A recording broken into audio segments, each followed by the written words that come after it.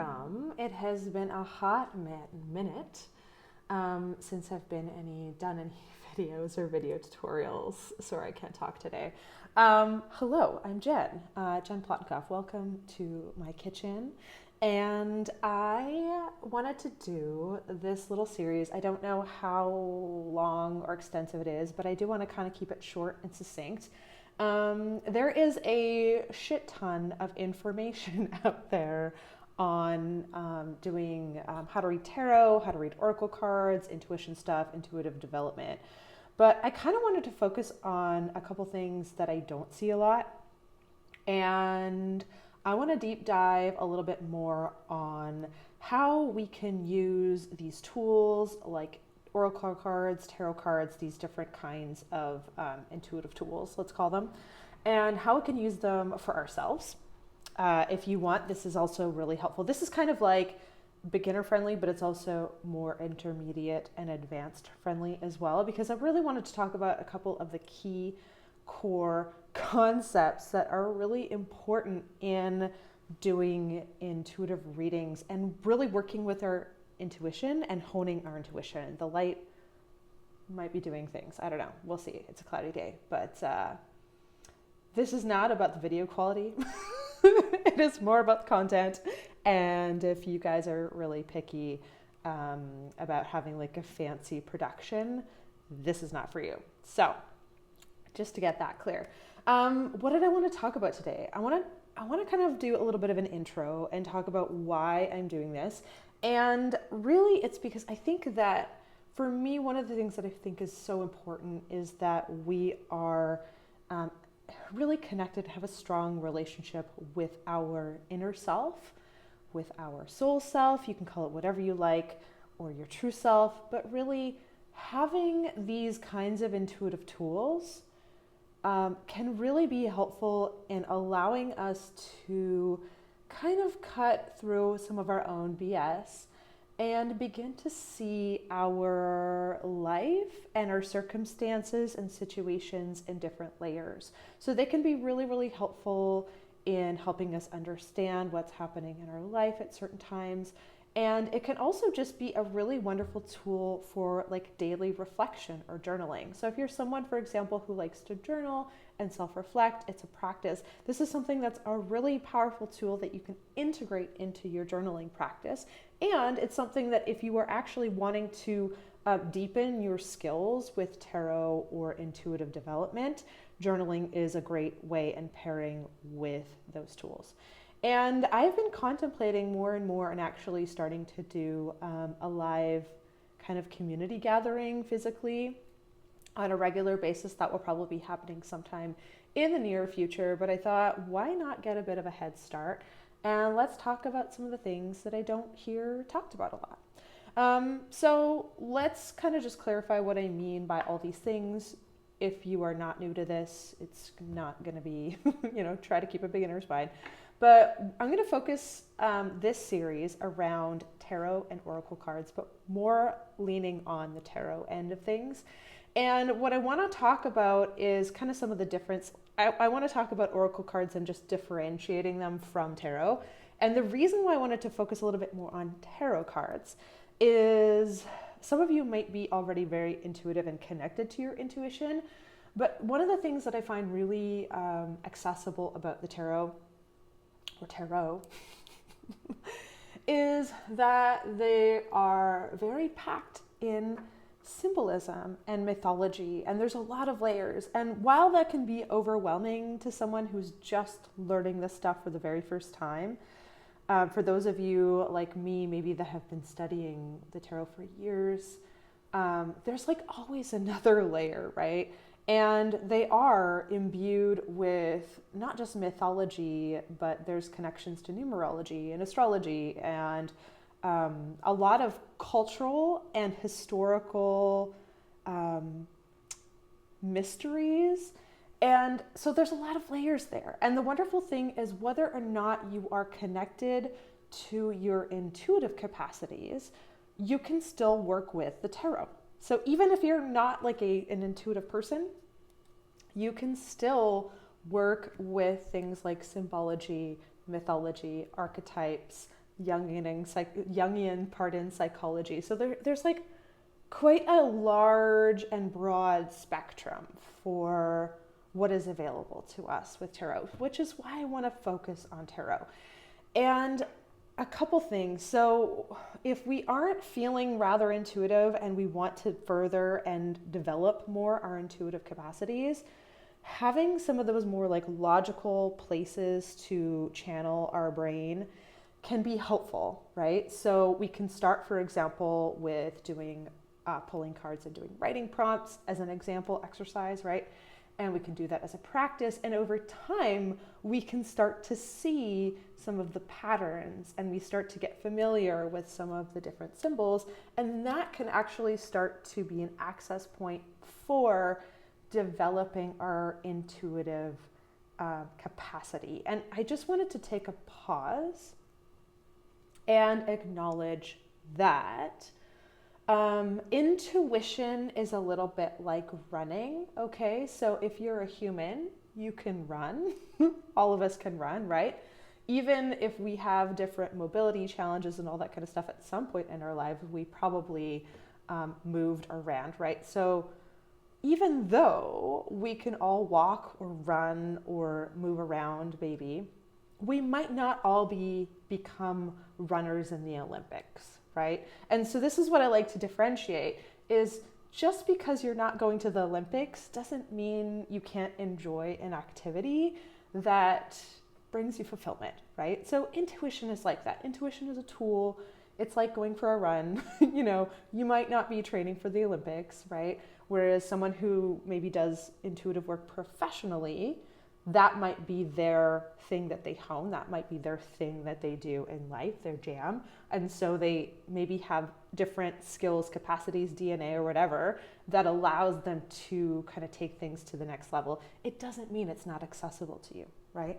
So that said, regardless of where you're at with your own relationship with your intuition, and regardless of where you are at with whether you're an experienced reader or just starting off in your journey, this series is meant to help you. So if you are someone who's curious about intuitive work, this is for you. And if you are a beginner to a more advanced reader, you will find this also helpful. Of course, advanced readers will probably be picking out different places because there's probably some things that I will have talked about that you are quite aware of. Okay, so that's the intention of the series. And what I kind of wanted to start off with today is just talking a little bit about tools. And here's the thing, is the very first piece of advice that I'm going to give you that will probably confound you if you find intuitive work difficult, is to not overthink things. And what I mean is that a lot of people will, in looking for or choosing a tool, so how do we actually choose tools, right? Is not worry so much about making a mistake and just kind of go with what you feel attracted to. And I'm not even going to say like what you're intuitively drawn to. I mean, some of you might be intuitively drawn to, but if you're like, I'm not connected to my intuition and this is something I'm doing to kind of like actually develop, where do I even start? Like maybe it's just picking up something that looks shiny and cool and it seems pretty. And so pick that up, right? So for example, because I am going to be focusing on tarot and oracle decks, that's something that you might be drawn to. Now, if you're not drawn to tarot at all, like the actual physical decks or oracle cards, then you can pick something else. There are many different kinds of intuitive tools, pendulums, and also you don't even need tools. So that's the other thing too, is the thing is that these intuitive like explorations that I want to talk about shouldn't have to actually cost you any money, because just like going for a run, okay, yes, you might need a good pair of sneakers to get you out of the house, but I'm sure you got shoes. And if you can't afford a pair of sneakers right now, or if you really don't know whether you want to invest in a pair of good running sneakers because it's not something you are sure you're going to do on a regular basis, then, use what you've got. So I'm going to talk a little bit about different, and you can actually research different kinds of intuitive tools, but there are things like, you could use what you already have. Some people work with, for example, you can work with coins, you can work with a deck of cards, you can work with things that are already in your space. And basically the concept of any kind of intuitive tool is that we have a physical representation of something, and then we put meaning on that thing, we give it symbology, right? And then we work with that in a way that we then interpret that symbology. Think of it as like a spiritual dictionary, right? So the tarot already comes with its own like symbology and all that kind of stuff. But it's also based on cards, the deck of cards. So if you have a deck of cards, use that, right? If the symbols, if the meanings of that kind of stuff doesn't speak to you, you can use a book. I often use a book, different books of poetry as oracles, where I will just flip to a certain page, if a certain page number or just a certain paragraph.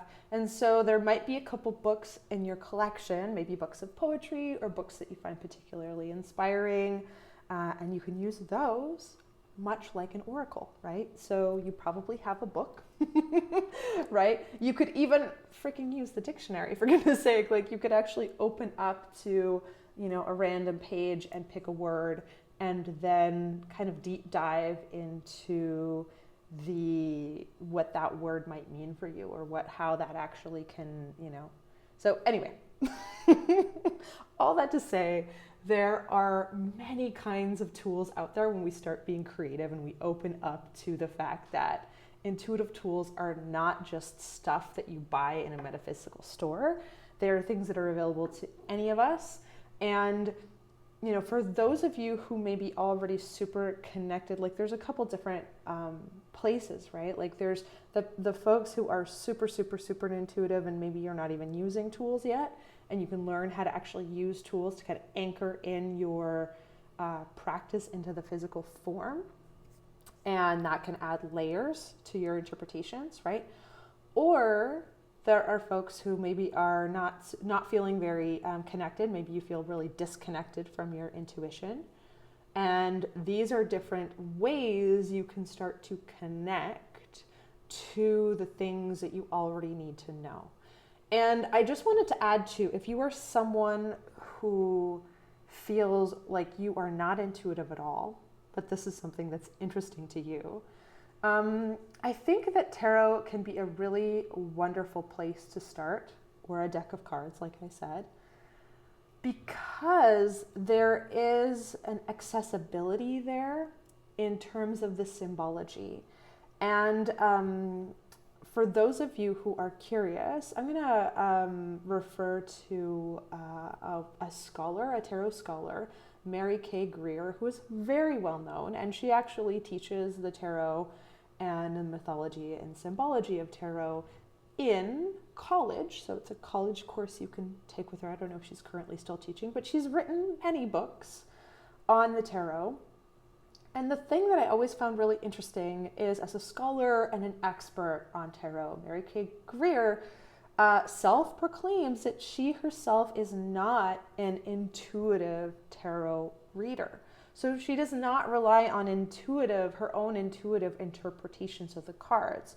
She works a lot with the symbology of the cards, and she has many different tools, a lot of which I would love to share and talk about, because I think that they're really, really helpful way to be able to develop a relationship with ourselves in these kind of different, more broader perspectives, right? Which is kind of what this is all about, the self-exploration support system, right? How can we be a better support system for ourselves? So, there you go. We have a well-known expert and scholar in the field who does not work with tarot on an intuitive level. So if that's you, know that there's nothing wrong with you. You can take some relief and perhaps comfort in knowing that it's okay if you are not really super, woo-woo or connected but you're interested and curious. So with that said, I think that's the end of this first video of the series, and we'll see you in the next. Bye for now.